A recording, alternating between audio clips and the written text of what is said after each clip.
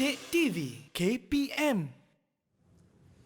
Kerajaan Khulafa' Rashidin merupakan antara kerajaan Islam terbaik yang boleh kita ikuti. Jadi segmen ini kita nak belajar tentang apakah ciri-ciri kerajaan Khulafa' Rashidin yang boleh kita jadikan sebagai panduan. Okey Ustaz Amri, apakah ciri-cirinya? Okey, terima kasih kepada Luqman Hakim. Antara ciri-ciri yang terbaik bagi khalifah yang ada pada zaman Khulafa' Ar-Rashidin ini. Yang pertama kita lihat dulu. Kita ada 4 orang khalifah pada zaman Khulafa' Ar-Rashidin, antaranya Sayyidina Abu Bakar As-Siddiq, kita ada Sayyidina Umar Al-Khattab, kita ada Sayyidina Uthman bin Affan dan kita ada Sayyidina Ali bin Abu Talib. Ini antara khalifah yang terkenal yang mana kita lihat pada zaman Sayyidina Abu Bakar As-Siddiq. Antara ciri kepimpinan yang ada pada Sayyidina Abu Bakar As-Siddiq ini selepas kewafatan Rasulullah sallallahu alaihi wasallam. Apa yang kita lihat pada yang ciri yang ada pada Sayyidina Abu Bakar ni ialah beliau ni sangat tegas dalam kepimpinan beliau.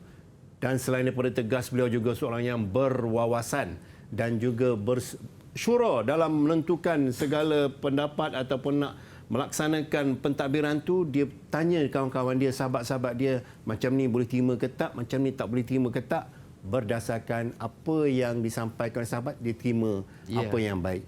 Itu maksudnya tegas. Apa bukti tegas Sayyidina Abu Bakar ni? Buktinya ialah beliau ni apabila wafatnya Rasulullah sallallahu alaihi wasallam memerangi golongan murtad. Pada masa itu sahabat wafatnya Rasulullah sallallahu alaihi wasallam, sahabat-sahabat Rasulullah ni ramai yang dah tak percaya lagi dengan agama Islam ni. Ramai yang murtad, ramai yang rasa sedih, rasa kecewa. Dan apabila dilantik sebagai khalifah, Sayyidina Abu Bakar As-Siddiq ini telah memerangi mereka ini dengan cara kekerasan, dengan cara lembut, berbagai cara untuk mengembalikan mereka ini ke jalan agama Islam yang sebenar. Dan inilah antara ucapan Sayyidina Abu Bakar As-Siddiq selepas dilantik menjadi khalifah. Antaranya minta Luqman Hakim. Boleh Ustaz? Baik, antara ucapannya ialah sekiranya aku di jalan yang benar, berilah bantuan. Sekiranya aku menyimpang, tegurlah. Kebenaran ialah amanah, pendustaan ialah khianat.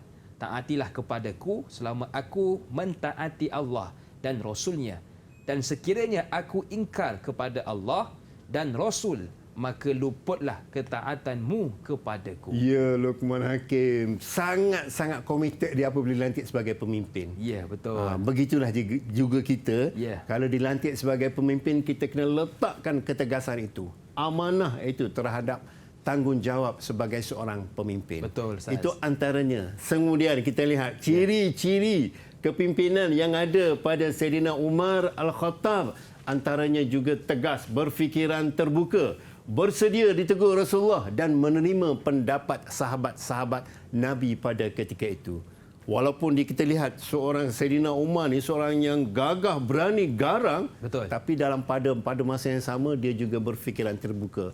Boleh terima pendapat sahabat-sahabat dan juga adil dalam memerintah. Sanggup menyamar sebagai orang biasa untuk melihat keadaan kehidupan rakyat pada masa tersebut. Itulah dia punya ciri-ciri kepimpinan. Seterusnya kita lihat Sayyidina Uthman bin Affan juga berwawasan menubuhkan jawatan kuasa pembukuan Al-Quran. Sebab apabila berlaku peperangan, ramai yang syahid, ramai yang meninggal dalam peperangan, maka para penghafaz Al-Quran meninggal. Jadi untuk mengelakkan daripada Al-Quran itu hilang di atas kematian itu, maka beliau telah membuat satu cadangan. Inilah wawasan beliau untuk kita gunakan sampai sekarang di Mushaf Al-Quran Rasmi Uthmani. Itu dia punya ciri kepimpinan yang ada pada Sayyidina Uthman. Dan seterusnya Sayyidina Ali bin Abu Talib tegas memecat gubernur demi meredakan pemberontakan. Antara ciri kepimpinan yang ada pada Sayyidina Ali bin Abi Talib.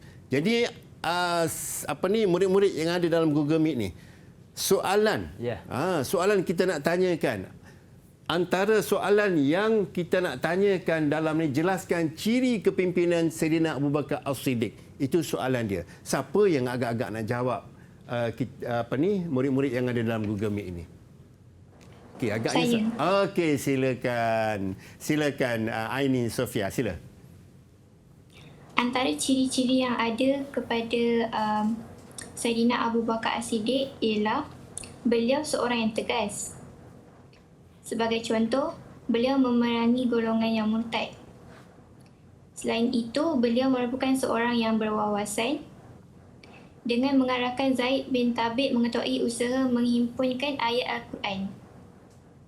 Akhir sekali, beliau mengutamakan syura kerana mengambil kira pandangan sahabat dalam menentukan strategi.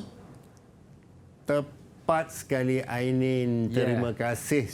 Jawapan yang sangat baik. Kita boleh bagi 4 bintang buat Ainin. Tahniah Ainin Sofia. Jawapannya sangat baik.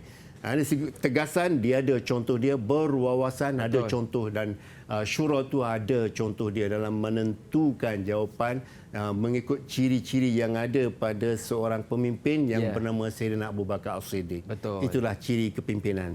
Jadi anak-anak ataupun murid-murid yang ada di luar sana, ambil iktibar daripada apa yang telah dibentangkan ataupun telah dijawab oleh Ainin tadi, bahawa ciri ini kita kena ambil iktibar. Kalau pemimpin, kita hendaklah menjadi pemimpin yang baik. Bukan saja pemimpin di peringkat negara, peringkat daerah, peringkat negeri, peringkat di sekolah juga kita ni sebagai pemimpin. Di rumah juga kita ni sebagai pemimpin. Kita nak memimpin adik-adik kita, nak memimpin sahabat-sahabat kita. Jadi jadilah seorang pemimpin yang baik agar hidup kita ni diberkati oleh Allah Subhanahu Wa Taala. Betul. Jadi seorang pemimpin kena ada ketegasan, kena ada wawasan dan juga kena ada konsep syura. Baik, kita nak berehat seketika. Jangan ke mana-mana. Teruskan bersama dengan kami dalam Menengah Atas.